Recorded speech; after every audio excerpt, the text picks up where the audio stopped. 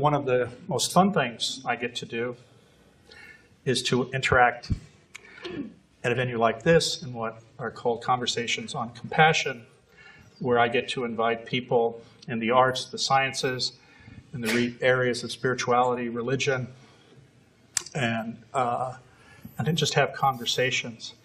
And not only is that wonderfully enlightening for me in a selfish way, but I think it's really beneficial for so many people because it gives them, if you will, an understanding of what is beyond science perhaps, or how these other behaviors that individuals embark upon positively impact not only themselves, but the greater world around them.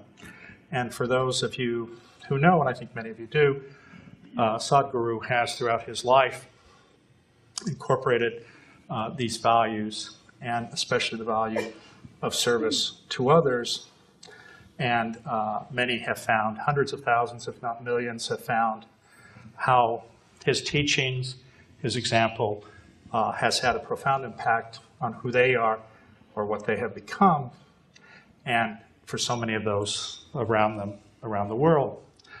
So in our conversation today, and one of the things I'm always interested in is for individuals, what is it in their background that began them ultimately on their path? And if I could ask you, I think you grew up in Mysore? Yes. And in fact, your father was a physician. Yes, he is. Don't hold that against me. The interesting thing, as I understand it, is that you always had an interest in nature and, if you will, being outside, and then you met your own guru at age 11, and maybe you can tell us about sort of perhaps what was different about you compared to your three other older siblings, and this interaction at such a young age with somebody who ultimately had, I think, a huge impact on your life. That was a short question, wasn't it?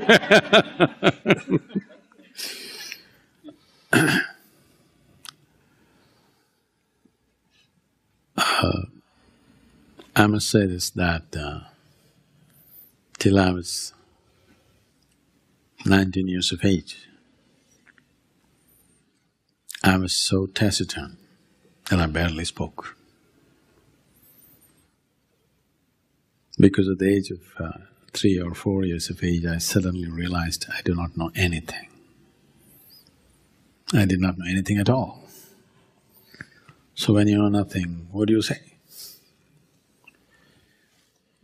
My whole time and life went paying attention to all kinds of things, just anything. If you give me a glass of water, I could simply sit there staring at it for hours on end. If I sit up in the night, I would be just staring at the darkness for the whole night. My education was like this. If I opened a textbook, I would find a small, tiny little dot on the page that would keep me engaged for hours on end. I would be like this with the textbook for 2 hours, 3 hours, without reading a single word. I do that now. I mean, I didn't look here or there, just the tiny little dot kept me so engaged. So, if you really look at it even now, in many ways we know how to use everything in the universe, but we don't know what it is. With all this scientific exploration, we still do not know a single atom in its entirety. We know different components of it. We know how to fuse it, how to break it, how to use it, but we do not know what it is. If somebody gets to know what it is, he will know who he is and he will know what everything is, because this is the nature of the universe. If you know an atom, you will know the cosmos. So, that aspect of the question where you're talking about my relationship with my siblings, well, it was playful and there, but I was never really there. Because what happened when I was 3-4 months of age, I still remember. My memory was such that either I never was a child, or I never grew up. It's for you to conclude.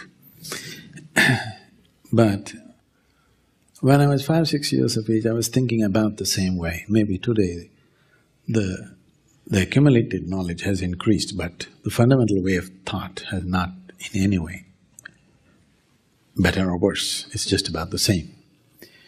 So somewhere, I never was a child and this manifested itself in so many ways.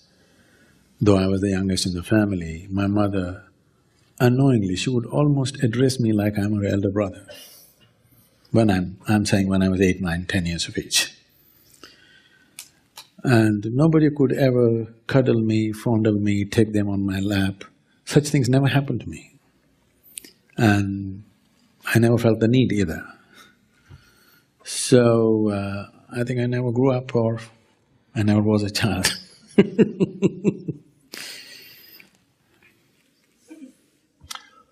Maybe you can tell us though about the meeting, the initial meeting or the interaction with your own guru who taught you He yoga was practice. not my guru.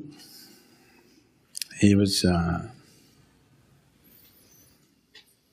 in India there's a word called Guru Bhai. That means among the disciples there's a certain brotherhood. So he kind of reminded me of certain things, and anyway, I was a super skeptical about everything. And I got into this for all the wrong reasons. I think I should I did not go in pursuit of spiritual process or some other higher pursuit. This is an ancestral home where once a year in the summer vacations we all arrive, about 36 of us, all cousin brothers and sisters, and it's one rollicking scene. For the boys, one of the sport is in the backyard, we have a well, which is about 8 feet in diameter and 150 feet in depth. Summers, usually the water is somewhere around 60-70 feet down. So one of the sport is to jump into the well and climb up. When you jump, you must jump proper, otherwise your brain will become a smear on the wall. To come up, there is no foothold, there's no ladder or anything, you just hold the rock and climb up. And it's tough, because we were built like monkeys. We did come up.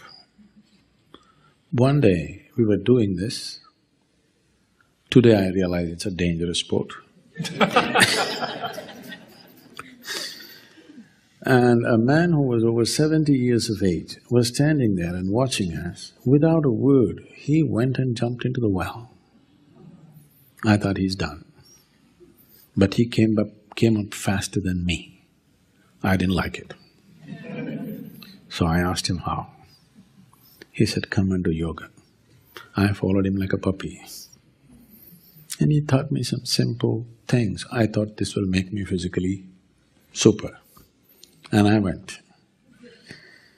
Next 12-13 years, without a single day's break, it happened for me. And I never ever imagined that this would lead me to another dimension of life altogether. So what I'm trying to say is, the nature of this existence is such, even for the wrong reasons, if you do the right thing, it bears a result. The important thing is to do the right thing.